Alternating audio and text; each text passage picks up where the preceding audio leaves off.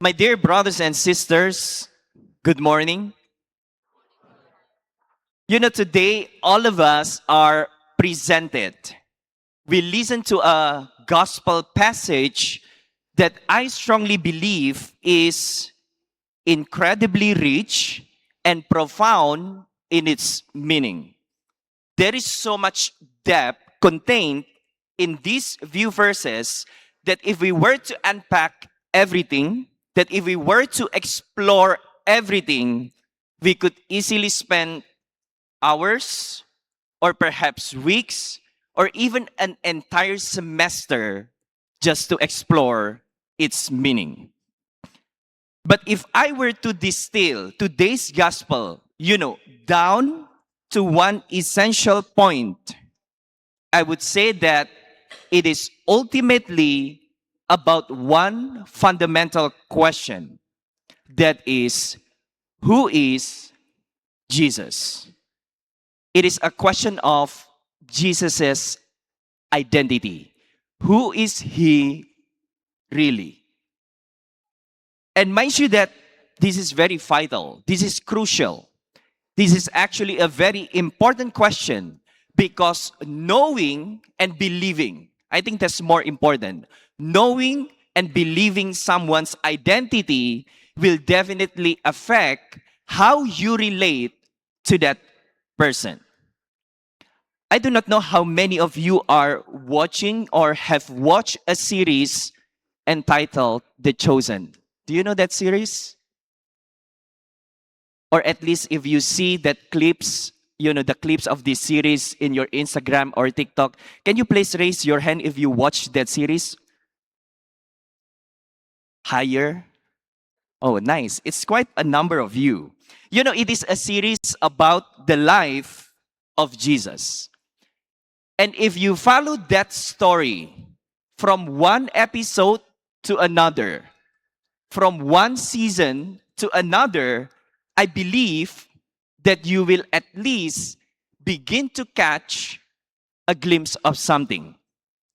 That throughout Jesus' journey, my dear brothers and sisters, throughout his public ministry, from the beginning to end, whenever he performs a miracle, whenever he calms the wind, raises the dead, or stills the storm, the one question that keeps coming from everyone, whether it is from the Pharisees, the crowds, or even from his own disciple, is always the same.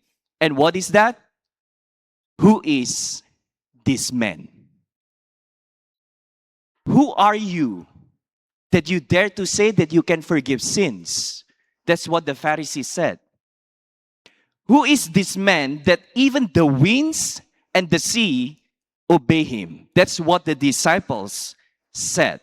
They are astonished and they are even overwhelmed by what they witness.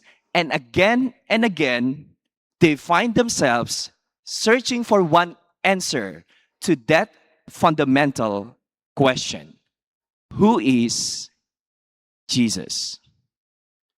And perhaps today in this gospel, Jesus and his disciples have a little gathering, like a little chit chat, a little leisure time together to sit. And then Jesus looks at his disciples and maybe he begins to wonder, these men have been following me for quite some time. They have walked with me, they dined with me, they joked with me, they cried with me, and even they slept beside me. These disciples, they have witnessed every extraordinary miracle that I perform. And perhaps with deep love and tenderness, Jesus also asked himself the question, but do these people really know who I am? After all the time that we spent together, after all the love that I have poured into their hearts, after everything that we have shared and experienced, the question, am I really everything to them? And perhaps Jesus is still asking the same question to each one of us. After all the time that we have spent together, after all the Sunday masses, week after week, after all the Bible studies, the novenas, the devotions, the prayers, and everything that we have experienced together, my children, after all the moments of your life when I lifted you out from your deepest and darkest valleys, when I calm you in the midst of your storm, when I carried you through every difficult season and moment, and every time I wipe away the tears from your eyes, the question, have I really been everything for you?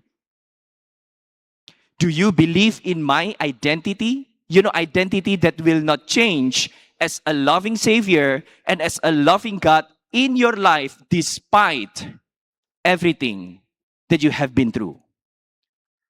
Or perhaps, I'm only good for you when the road is smooth.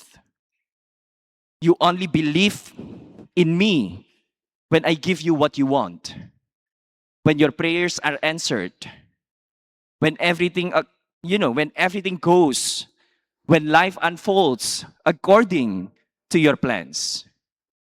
But when the road becomes difficult, when your prayers seem unanswered, when you lose something or someone that you love so much, when life no longer makes sense for you, the question, do you still have any reason to believe in me?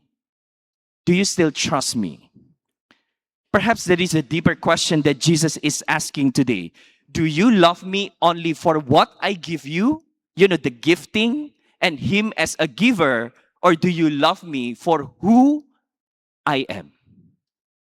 And so in this holy sacrifice of the Mass, perhaps we can bring before the Lord not only our prayers, our petitions, our dreams, our hopes, but also this one simple and honest question.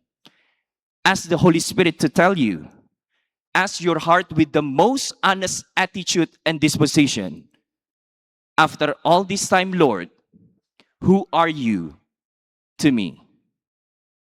And perhaps as we receive Him in the Eucharist, we can allow Him to remind us that He is not only the God of your good days, He's not only the God who answered your prayers, but the God who remains even when everything else falls apart. My dear brothers and sisters, it is true that our circumstances may change. Our feelings may change. Our plans may change. And even our faith, if you notice, may sometime become weak. But one thing that I know for sure, my dear brothers and sisters, and I want to share with all of you is that your Jesus doesn't change. He remains the Christ. He remains Emmanuel. He remains our Savior. He remains our only Lord, and He will remain the one who cannot help but love you. It is His identity. And so, just as a reminder, let us learn. When the road is smooth, praise Him.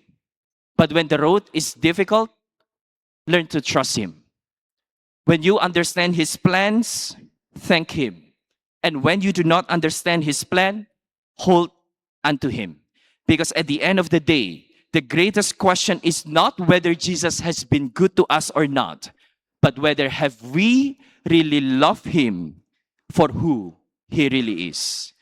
And finally, may we have the courage to stand with Peter today and say, not only with our lips, but with our whole being and our whole lives, Lord, I have come to believe that you are the Christ, the Son of the living God, and you are everything to me. Amen.